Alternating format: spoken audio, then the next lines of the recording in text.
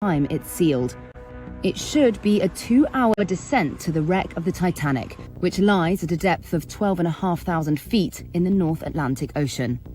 But 1 hour and 45 minutes after setting off, communications between the sub and the surface vessel are lost. This moment, it later transpires, is seemingly important.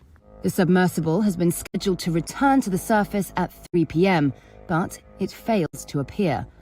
The Coast Guard is notified at 5:40 p.m. By Monday, US and Canadian ships and planes are swarming the area, some dropping sonar buoys that can monitor to a depth of 13,000 feet. Search teams stress that this is a remote area and a challenge to conduct a search. Officials also ask commercial vessels for help. On Tuesday, noises, reported to be banging sounds, are detected over several hours by a Canadian aircraft, which is equipped with gear to trace submarines. The noises temporarily offer hope that the Titan is still intact and that its occupants are alive and trying to communicate by banging on the hull. Officials later say analysis of the sound is inconclusive. At this point, Hamish Harding's friend says hopes are not high. As it stands right now, it would be a miracle if they are recovered alive. At 2 a.m. on Wednesday, the US Coast Guard announces it's deploying remotely operated vehicle searches to the area where the sounds were detected. A French research ship equipped with a deep-sea diving vessel makes its way to the search area.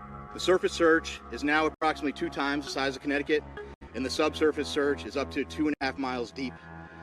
On Thursday at 6 a.m. Eastern Time, the 96-hour oxygen window closes, diminishing any last hopes of finding the passengers alive.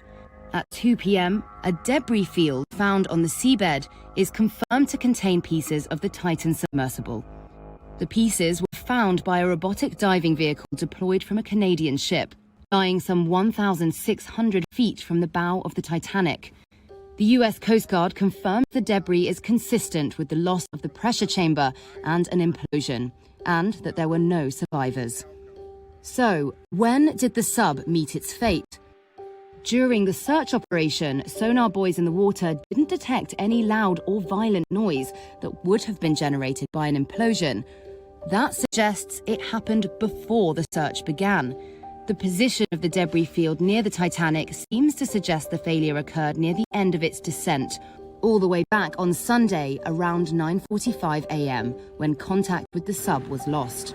Separately, it's been reported that acoustic data detected by the US Navy had an anomaly consistent with an implosion or explosion near the submersible's location when its communications were lost. In an interview with Reuters, James Cameron, who directed the Oscar-winning movie